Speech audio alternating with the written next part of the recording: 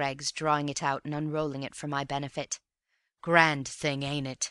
Wouldn't think it had been painted 230 years. It has, though, my word! Old Johnson's face'll be a treat when he sees it. Won't go bragging 'bout his pictures much more. Why, this one's worth all the pictures in Colony o' Queensland put together. Worth £50,000, my boy, and I got it for 5." He dug me in the ribs, and seemed in the mood for further confidences. My appearance checked him, and he rubbed his hands. "If you take it like that," he chuckled, "how will old Johnson take it? Go out and hang himself to his own picture rods, I hope." Heaven knows what I contrived to say at last. Struck speechless first by my relief, I continued silent from a very different cause. A new tangle of emotions tied my tongue. Raffles had failed. Raffles had failed! Could I not succeed? Was it too late? Was there no way? "So long," he said, taking a last look at the canvas before he rolled it up. "So long till we get to Brisbane." The flutter I was in as he closed the case.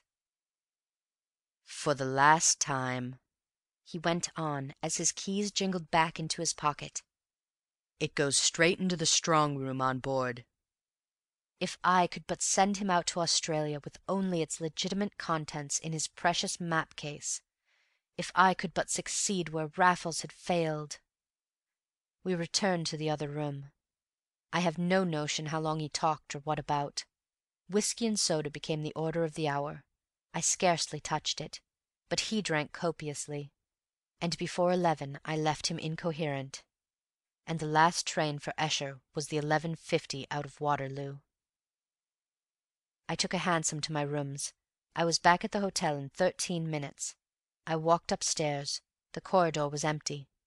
I stood an instant on the sitting-room threshold, heard a snore within, and admitted myself softly with my gentleman's own key, which it had been a very simple matter to take away with me.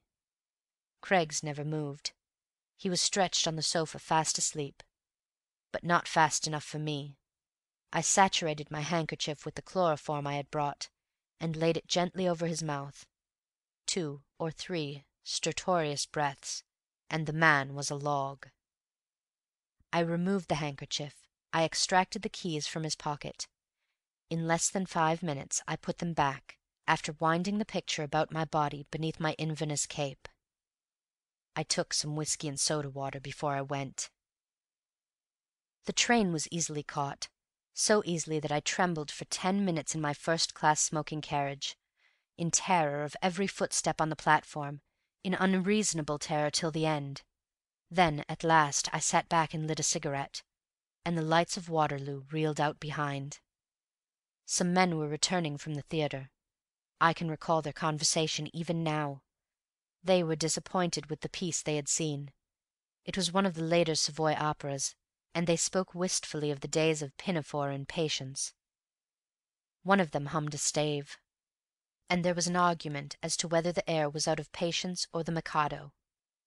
They all got out at Surbiton, and I was alone with my triumph for a few intoxicating minutes. To think that I had succeeded where Raffles had failed! Of all our adventures this was the first in which I had played a commanding part, and of all of them this was infinitely the least discreditable. It left me without a conscience qualm. I had but robbed a robber, when all was said, and I had done it myself, single-handed, ipse egomet. I pictured Raffles, his surprise, his delight. He would think a little more of me in future. And that future, it should be different. We had £2,000 apiece, surely enough to start afresh as honest men, and all through me. In a glow I sprang out at Esher, and took the one belated cab that was waiting under the bridge. In a perfect fever I beheld Broom Hall, with the low story still lit up, and saw the front door open as I climbed the steps. "Thought it was you," said Raffles cheerily. "It's all right. There's a bed for you. Sir Bernard's sitting up to shake your hand." His good spirits disappointed me, but I knew the man. He was one of those who wear their brightest smile in the blackest hour. I knew him too well by this time to be deceived. "I've got it!" I cried in his ear. "I've got it!" "Got what?"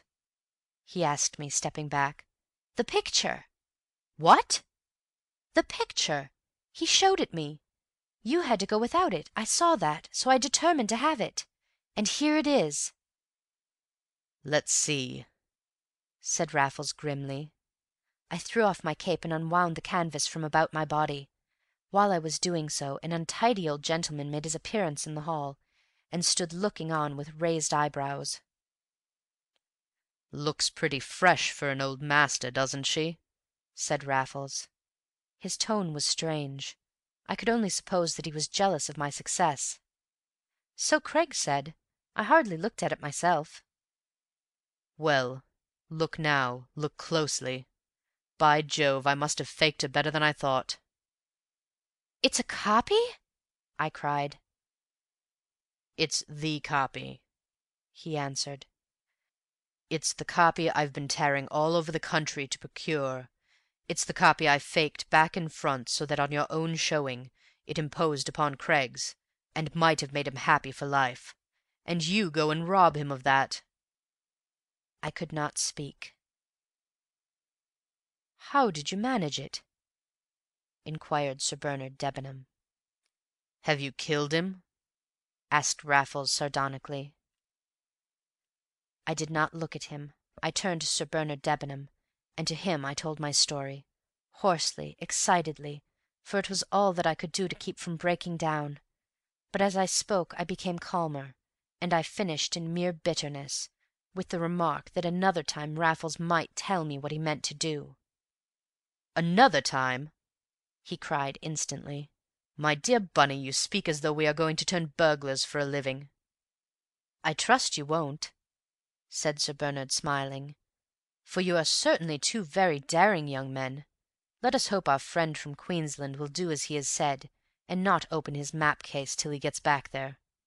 He will find my cheque awaiting him, and I shall be very much surprised if he troubles any of us again." Raffles and I did not speak till I was in the room which had been prepared for me, nor was I anxious to do so then. But he followed me, and took my hand. "Bunny," said he, "don't you be hard on a fellow.